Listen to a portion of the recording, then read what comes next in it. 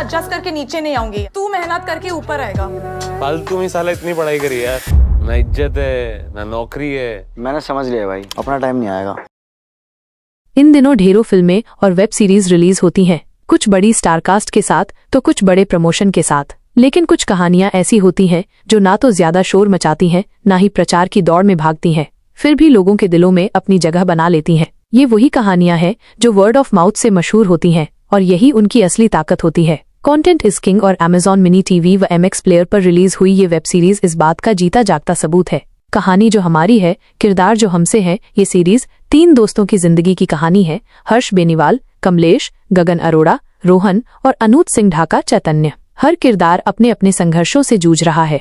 Kamlesh actor बनना चाहता है, लेकिन घरवालों का दबाव है कि वो दुकान संभाले। रोहन को शहर से बाहर एक अच्छी नौकरी मिलती है, लेकिन अपनी गर्लफ्रेंड के प्यार में वो उसे छोड़ देता है और खुद को सिर्फ उसे खुश करने तक सीमित कर देता है। वहीं चैतन्य के सिर पर परिवार का कर्ज है, नौकरी नहीं मिल रही और हालात उसे एक ऐसा रास्ता चुनने पर मजबूर कर देते हैं जहां से वापसी मुश्किल होती है।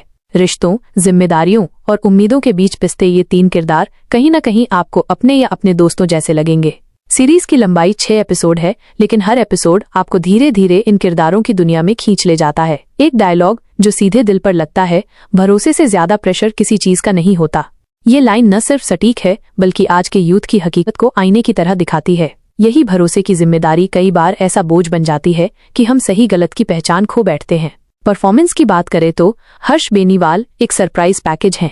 वो इतने नेचुरल लगे हैं कि कहीं से भी ऐसा नहीं लगता कि वो कैमरे के सामने एक्टिंग कर रहे हैं। उनकी डायलॉग डिलीवरी, ह्यूमर और इमोशनल सीन सब कुछ एकदम रॉ और रियल लगता है। गगन अरोड़ा फिर से साबित करते हैं कि वो सिर्फ बग्गा नहीं है। इस किरदार में उनका सेंसिटिव साइड दिखता है, जो कभी हंसाता है तो कभी रुला देता है। अनूप सिंह ढाका का काम भी बेहतरीन है। उन्होंने चैतन्य के संघर्ष और मजबूरी को बड़ी संजीदगी से निभाया है। बरखा सिंह बतौर इशिता काफी प्रभाव छोड़ती हैं। उनका किरदार कई लड़कियों को खुद जैसा लगेगा, करियर, रिलेशनशिप और खुद की पहचान के बीच उलझी हुई। रंजन राज हमेशा की तरह अपने नेचुरल अंदाज से दिल जीतते हैं। वहीं सलोनी गौर का रोल थोड़ा सतही लगता है, उन्हें और गहराई दी जा सकती थी।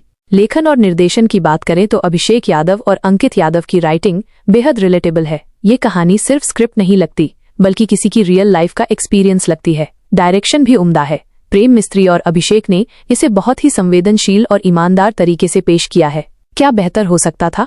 कुछ एपिसोड्स में सीन थोड़ा लंबा महसूस होता है। आज के दौर में जब अटेंशन स्पैन बहुत कम है, तो कुछ सीक्वेंस थोड़े टाइट किए जा सकते थे। कुछ बातें दोहराई गई लगती हैं जो थोड़ी कट सकती थीं। लेकिन जैसे ही आपको लगता है कि रफ्तार धीमी हो रही है, कहानी फिर से पकड़ बना लेती है और अंत तक पहुंचते पहुंचते आपकी आंखें नम हो जाती हैं। ये वेब सीरीज सिर्फ देखने लायक नहीं है, महसूस करने लायक है। इसमें दोस्ती है, संघर्ष है, सपने हैं और वो सच्चाई है जिससे हर युवा दो चार होता है। अगर आप कोई ऐसी सीरीज देखना चाहते हैं जो एंटरटेन करे, कनेक्ट करे और कुछ सोचने पर मजबूर कर दे, तो ये सीरीज आपकी लिस्ट में जरूर होनी चाहिए।